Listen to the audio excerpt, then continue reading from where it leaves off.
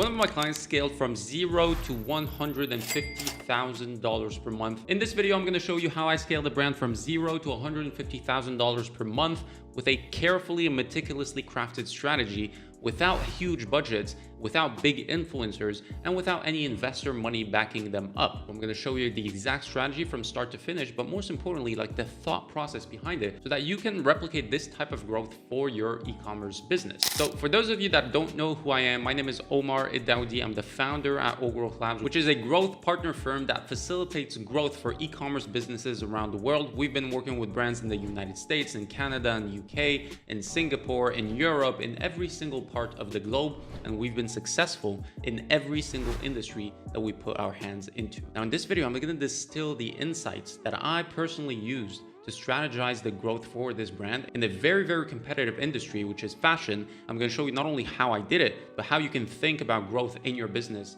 in the same way. Let's get straight into it.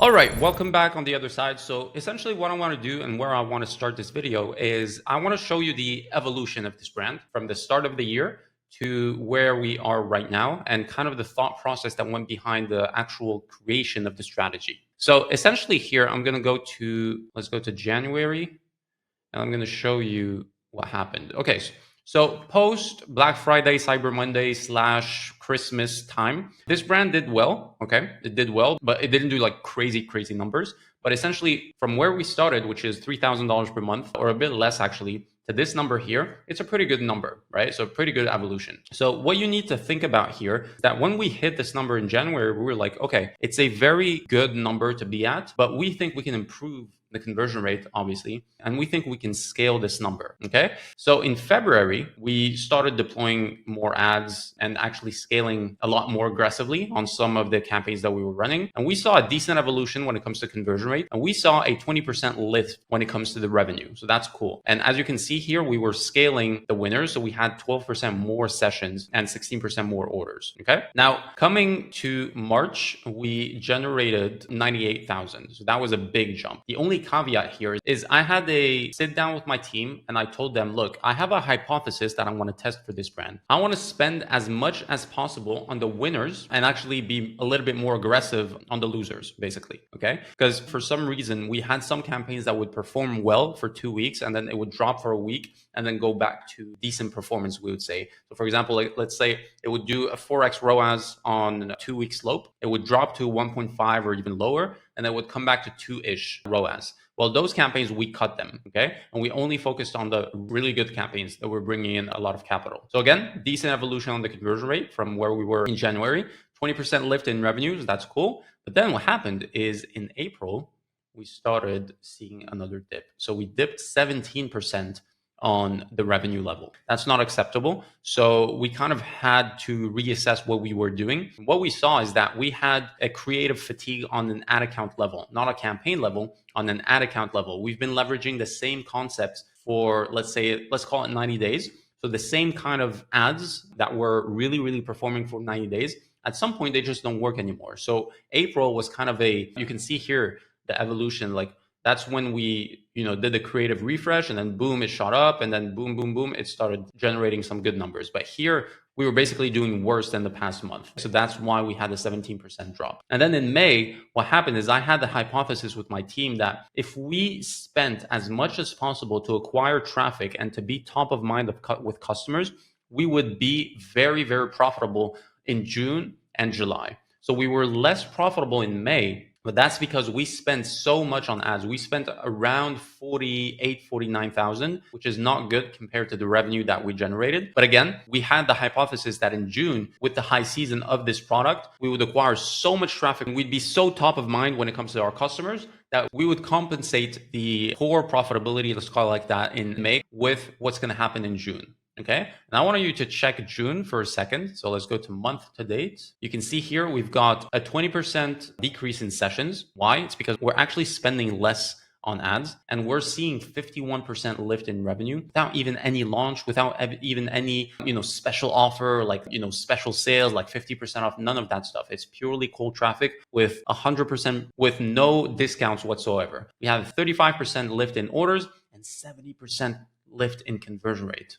And so imagine a world where you've spent so much in a month You spent, a lot of money on May. And then now in June, you're spending like literally, let's say like close to 50% less or 40% less in ads. And you're generating 51% increase in revenue with a 70% increase in conversion rate. That's what the hypothesis was. That's why I think we've been very successful, is because we engineered it in a way where, we had Mother's Day in May, we had a lot of holidays, and actually like hundreds of millions have been dumped on ads in the direct to consumer space in May. And it created this inflation where a lot of people saw underwhelming results, right? So that was why my assumption that I had with my team was like, hey, we know May is not going to be good with ads. We know it's not going to be as good as we want it to be, even though we had holidays, blah, blah, blah. So let's capitalize on June. In June, we have the benefit of acquiring so much traffic in May. We also have the high season factor for this product, right? And so this takes us to the ads manager. So for example, as you can see here, let's do a comparison where we're basically going to, let's see here, previous month, previous period, previous month. All right, cool. Let's go to ad spend. All right. So we have a 26% decrease in spend. If we take a look at the previous period, we have a 40% decrease in spend. Okay, so we're spending 40% less than the end of May, and we're generating so much more profits for this brand. So as you can see here, let's get this out.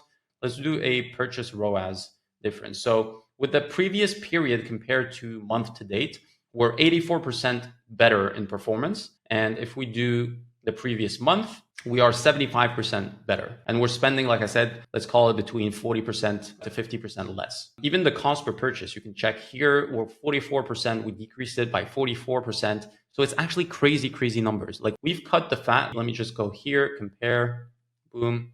So in last month, for example, yeah, we had, look at how many campaigns we had, because we were testing a lot of concepts and we were acquiring traffic for as much as possible, just because we wanted to have that customer pool that we could retarget this month. And like I said, we issued the hypothesis that it was going to be profitable because the product is awesome. People want it. It's just, it was really crowded in May. So that was why in our minds, like it was a saturated period in time where a lot of people were just hit with too many ads. So in this month, as you can see, we only have 3 top of funnel campaigns, which are cold traffic. And we have 1 bottom funnel campaign that just sweeps the ground with the low hanging fruit and brings us more profits. Cost per purchase around $16. The product, the AOV is around 140, 180 for this brand. So all in all, what I want to say is that you do not have to just keep on following the conventional structure that all of these gurus and all of these people tell you to follow. There's no actual rules that is set in stone. It's only you're as good as your best guess as a marketer.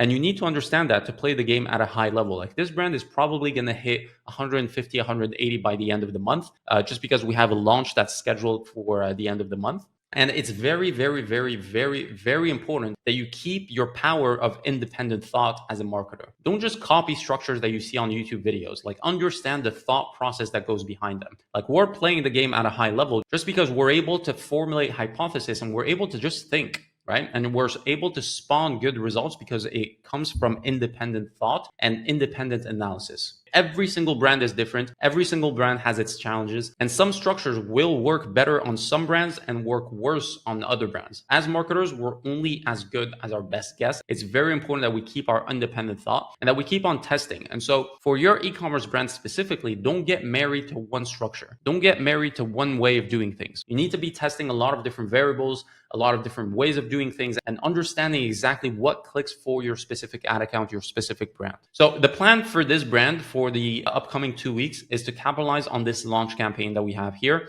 and keep these numbers here. So we want to scale the ad spend by 50% to 70% while keeping the same returns. That's going to be a very juicy, I would say, end of month for them if everything goes according to plan. And hopefully we'll capitalize even more in July. So lesson of the day is to capitalize on market dynamics. We knew May was going to be a bloodbath for a lot of e-commerce businesses that were going to dump all their cash into the Mother's Day campaign as a last resort because things haven't been going well for a lot of e-commerce brands in the past few months. We knew that we had to acquire traffic to capitalize on the high season in July and June. So those 2 variables just told us, hey, we need to spend in May.